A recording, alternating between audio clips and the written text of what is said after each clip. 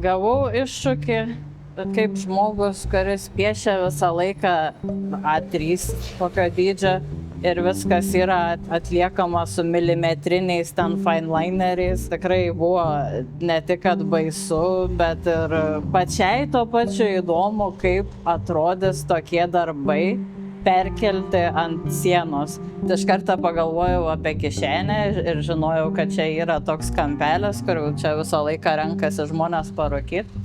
Šita siena įdomi tuom, kad kadangi yra įdubusi, atrodo kaip portalas galėtų būti. Toks pavadinimas piešinio ir buvo portalas, iš kurio lenda kažkoks gyvis.